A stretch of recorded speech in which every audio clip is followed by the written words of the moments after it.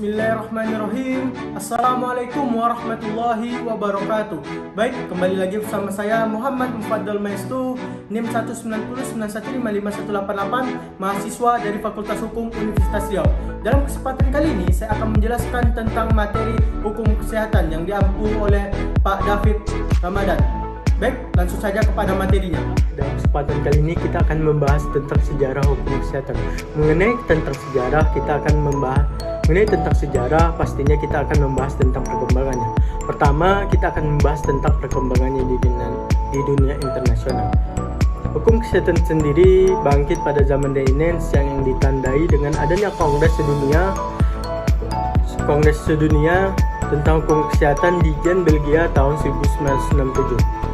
Kemudian, hukum kesehatan mulai diperkenalkan secara luas ke seluruh dunia setelah pada Kongres kelima Asosiasi Hukum Kedokteran Dunia pada Agustus 1979 ketika dijadikan sebagai kegiatan baru oleh Organisasi Kesehatan Dunia atau WHO. Hukum kedokteran atau hukum kesehatan kemudian berkembang pesat di beberapa belahan dunia, termasuk di negeri Belanda dan Eropa pada umumnya. Berkembang pesatnya disiplin ilmu ini memang mempunyai alasan, yakni antara lain pertama itu semakin meningkatnya tuntutan di bidang pelayanan kesehatan dan kedokteran yang disertai perkembangan di bidang teknik pengobatan dan diagnostik. Yang kedua, yaitu semakin meningkatnya kesadaran hukum masyarakat di bidang pelayanan kesehatan atau kedokteran. Berikut yaitu tentang perkembangannya di Indonesia, yaitu ditandai dengan adanya timbulnya suatu kasus, yaitu kasus Dr. Setianingrum di Pati, Jawa Tengah pada tahun 1981, yang mana kasus ini menimbulkan banyak reaksi baik dari kalangan profesi medis maupun kalangan dunia hukum, teristimewa pula dari kalangan masyarakat. Sejak peristiwa tersebutlah bertemulah antara dunia hukum dengan dunia medis dalam satu wadah baru di Indonesia menjadi suatu cabang baru dari disiplin ilmu hukum, yakni hukum medis. Dan akhirnya diperluaslah cakupan pembahasannya menjadi hukum kesehatan.